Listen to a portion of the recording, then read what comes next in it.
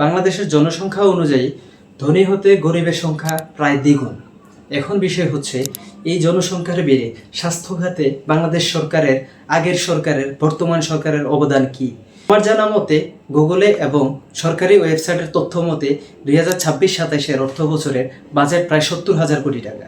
কিন্তু এই 70,000 কোটি টাকা কোথায়, কিভাবে, কোন কাজে, কোন খাতে ব্যয় হবে এর পূর্ণাঙ্গ তথ্য আমাদের কাছে জানা নেই।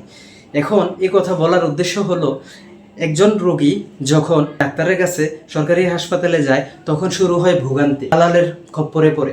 এখন বিষয় হচ্ছে এগুলো যদি নির্মূল হয়, আমরা সুন্দরভাবে চিকিৎসা সেবাটা নিতে পারি। কিন্তু আমাদের বাংলাদেশের হাসপাতালগুলোর বাস্তব চিত্র হচ্ছে অন্য। যেমন আপনি দেখেন, সরকারি হাসপাতাল এবং বেসরকারি হাসপাতালের মধ্যে বিভিন্ন পার্থক্য থাকে। যেমন আপনি প্রথমে সরকারি হাসপাতালে যদি যান চিকিৎসা নেওয়ার জন্য, তখন প্রথমে আপনার সিরিয়াল ধরতে হবে, টিকিট কাটতে হবে। টিকিটের দাম নামমাত্র মূল্যে 10 টাকা বা কোথাও 5 টাকা। কিন্তু এখন বিষয় হচ্ছে 5 টাকা বা 10 টাকা দিয়ে আমি ভর্তি হয়ে গেলাম, বা সিরিয়াল নেওয়ার জন্য, ডাক্তারের ভিজিট নেওয়ার জন্য আমি টিকিট কাটলাম। কিন্তু দেখা গেছে আমি লাইনে ধরলাম সকাল 8টার দিকে, কিন্তু আমার সিরিয়াল আসলো দুপুর 2টার দিকে। এই মধ্যে দিয়ে 7-8 ঘন্টা আমার কি হবে? এখন অপর দিকে যদি আমি বেসরকারি হাসপাতালের দিকে চিন্তা করি, তাহলে আমি যদি 700-800 টাকা বা 1000 টাকা খরচ করে ডাক্তারের সাথে দেখা করতে যাই বা ভিজিট নিতে যাই, তো দেখা গেছে ওইখানে আমার 1 ঘন্টার মধ্যে পরীক্ষা নিরীক্ষা প্রায় সব কিছুই সম্ভব। এখন আমাদের দেশে এরকম পার্থক্য কেন? আমাদের দেশে সরকারি এবং বেসরকারি হাসপাতালের মধ্যে এত পার্থক্য কেন? হাসপাতাল সম্বন্ধে আপনার অভিজ্ঞতা কম থাকে, তখন আপনাকে দেখবেন কয়েকজন লোক ঘিরে ধরলো। ওই লোকগুলা হলো দালাল চক্র। দালালের কাজ হলো আপনাকে সরকারি হাসপাতালে ডাক্তার ঠিকই দেখাবে, কিন্তু ভিতরে পরীক্ষা নিরীক্ষার নাম বলে আপনাকে বাইরে থেকে কমিশনের লাভে বাইরে থেকে পরীক্ষা করাতে বাধ্য করবে। বিনিময়ে তারা কিছু কমিশন পাবে। এবং এছাড়াও আরও কিছু সমস্যা আছে। যেমন ধরতে পারেন আপনি হাসপাতালের ভিতরে গেলেন, সিরিয়াল, আর হাসপাতালের ভিতরে গেলেন আপনি পরীক্ষা করানোর জন্য, সরকারি হাসপাতালের পরীক্ষা করানোর জন্য আপনি ভিতরে যখন যাবেন, তখন টেকনিশিয়ান নাই, তখন দেখবেন যে মেশিন নষ্ট, তখন দেখবেন যে কোনো না কোনো অজুহাত আপনাকে দেখাচ্ছে।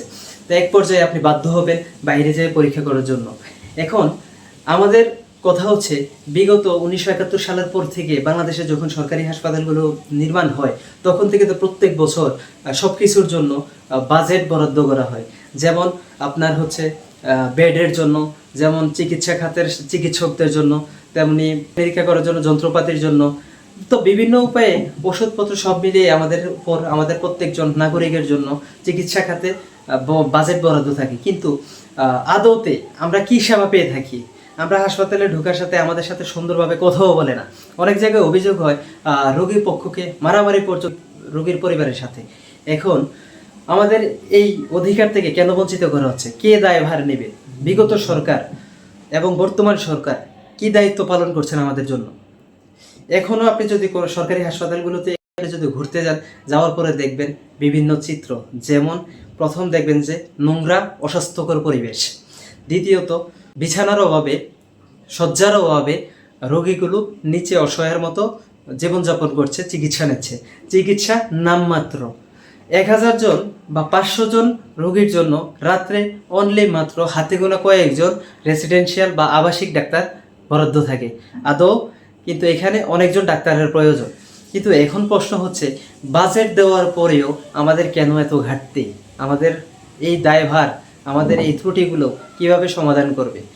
আজ পর্যন্ত, এখনো পর্যন্ত আপনি হাসপাতালে, সরকারি হাসপাতালে গিয়ে সঠিক চিকিৎসা পাবেন কিনা এটি আপনি এনশিওর করতে পারবেন না, আপনি শিওর করতে পারবেন না, নিজেকে আপনি ভরসা দিতে পারবেন না। তারপরে আপনি বাধ্য হয়ে যেতে হবে প্রাইভেট হসপিটালে বা বেসরকারি হাসপাতালে। তখন আপনি বাংলাদেশ সরকারকে ট্যাক্স দেওয়ার পরেও আপনি বাধ্য হয়ে আপনার নিজের পকেটের টাকা খরচ করে আপনি বেসরকারি হাসপাতালে গিয়ে নামি দামি পরীক্ষাগুলো আপনি করতে বাধ্য হবেন। যেমন আপনাকে কিছু পার্থক্য আমি বোঝাই। যেমন আপনি ধরুন এক্স রে করতে আপনি সরকারি হাসপাতালে ব্যয় হবে সর্বোচ্চ 200 টাকা, কিন্তু অপর দিকে আপনি বেসরকারি হাসপাতালে এক্স রে করতে মিনিমাম আপনার খরচ হবে 800 থেকে 1200 টাকা। আপনি নর্মাল একটা রক্ত পরীক্ষা আপনি সরকারি হাসপাতালে করতে লাগবে হয়তো 60 থেকে 70 টাকা, সর্বোচ্চ 100 টাকা। অপরদিকে আপনি বেসরকারি হাসপাতালে যদি পরীক্ষা করতে যান তাহলে আপনার মিনিমাম লাগবে হচ্ছে 5 থেকে 600 টাকা। এরকম বহু রকমের পরীক্ষা আছে যা সরকারি হাসপাতালে করলে নামমাত্র খরচ হয়, কিন্তু অপরদিকে বেসরকারি হাসপাতালে আমরা বাধ্য হয়ে গেলে হাজার হাজার টাকা আমাদের গুনতে হয়। কিন্তু আমরা স্বাস্থ্য খাতে আমাদের থেকে ট্যাক্স নেওয়া হয় আমাদের চিকিৎসা সেবার জন্য, আমাদের বিভিন্ন ধরনের সেবা দেওয়ার জন্য, কিন্তু আমরা কতটুকু সেবা পাচ্ছি বা আমরা কতটুকু সেবা পাই? তো বাংলাদেশের এই পরিস্থিতির জন্য রাজনৈতিক পরিবেশ এবং সামাজিক পরিবেশ এবং আমাদের নাগরিক মূল্যবোধের অভাবে এই স্বাস্থ্য খাতে আমাদের অধিকারগুলো থেকে আমরা বঞ্চিত হচ্ছি।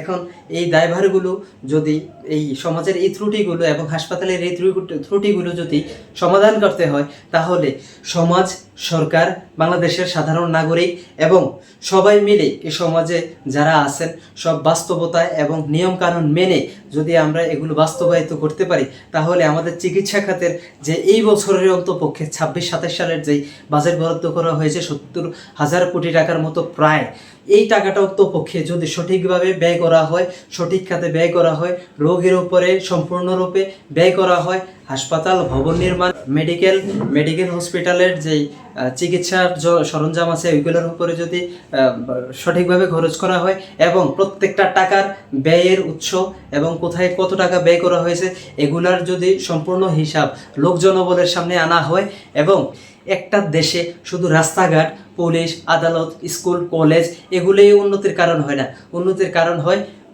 স্বাস্থ্য খাতেও। এখন বোঝার বিষয় হচ্ছে আমাদের এই ত্রুটিগুলো কিভাবে মিলবে। এখন আমরা হচ্ছে যে ট্যাক্স পেয়ার, আর যারা ট্যাক্স নেয় সরকারের দায়িত্ব হচ্ছে আমাদের সঠিকভাবে স্বাস্থ্যসেবা নিশ্চিত করা। আমরা আশা করব যে আমাদের এই স্বাস্থ্যসেবাকে ত্রুটি মুক্ত করে আমাদেরকে একটি বেটার স্বাস্থ্যসেবা প্রদান করবে।